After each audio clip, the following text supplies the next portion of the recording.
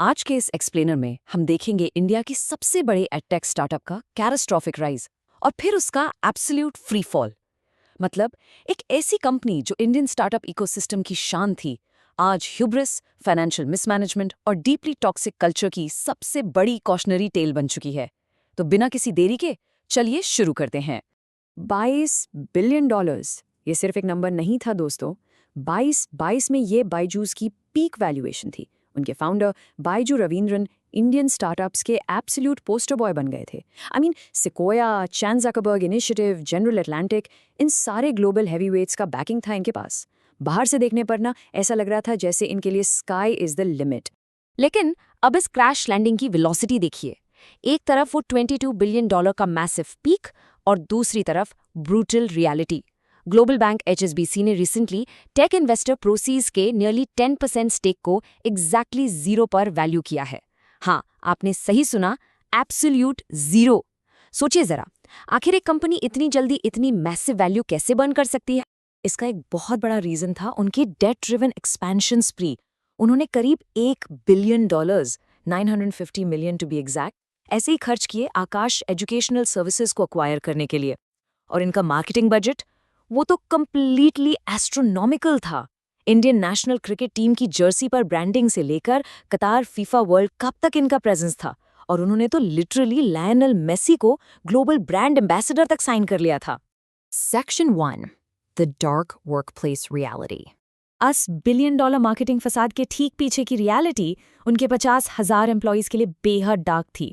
एक farmer salesman ने यहां तक कहा कि उन्हें स्लेव्स की तरह ट्रीट किया जाता था और उन्हें क्रश करके रेवेन्यू बनाया जा रहा था। इनमें से कई एम्प्लॉयज लो इनकम होम्स से आने वाले फर्स्ट जनरेशन कॉलेज ग्रेड्स थे। वो अपनी फैमिलीज को सपोर्ट करने आए थे, पर उन्हें 72 आवर वर्क वीक्स में ढकेल दिया गया। उस 22 बिलियन की वैल्यूएशन को मेंटेन करने का पूरा बोझ इन्हीं यंग वर्कर्स के कंधों पर था।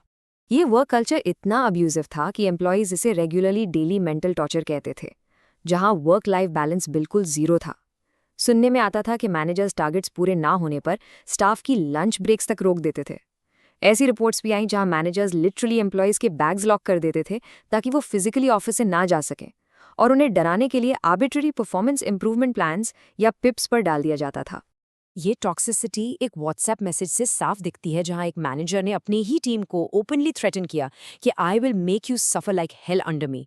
सिक लीव लेने पर भी स्टाफ को धमकियां मिलती थीं। और तो और, जब एम्प्लॉयज ने अपने बेसिक वर्कर्स राइट्स के लिए व्हाट्सएप ग्रुप्स बनाने की कोशिश की तो कंपनी ने स्ट्रिक्टली उन्हें क्रैकडाउन किया और सीधे टर्मिनेट करने की धमकी दे डाली। इस रिलेंटलेस प्रेशर का नतीजा क्या निकला? एक डीपली अनएथिकल और अग्रेसिव सेल्स कल्चर। 1 लाख रुपए के वीकली टारगेट्स हिट करने के लिए एम्प्लॉयज को अपना जमीर मारना पड़ता था। उन्हें स्पेसिफिकली अनएजुकेटेड और गरीब फैमिलीज को प्रोफाइल करके उन्हें कोअर्सिव एजुकेशन लोन्स लेने पर मजबूर करने की ट्रेनिंग दी जाती थी। और जब ड्यूप्ड पेरेंट्स रिफंड मांगते ना, तो सेल्स पीपल को सिंपली उनके नंबर्स ब्लॉक करने का इंस्ट्रक्शन मिलता था। Section 2, where did the money गो?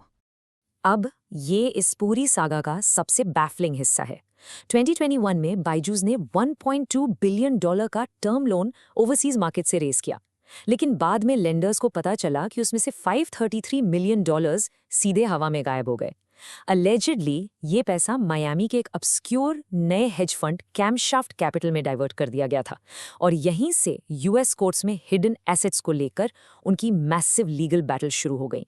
और दोस्तों, ये तो सिर्फ टिप ऑफ द आइसबर्ग था। इन फाइनेंशियल रेड फ्लैग्स को ध्यान से देखिए।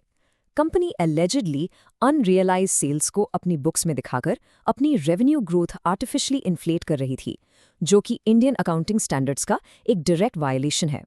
अकाउंटिंग का इतना बुरा हाल था कि उन्होंने लगातार 18 महीने तक अपने फाइनेंशियल रिजल्ट्स ही फाइल नहीं किए।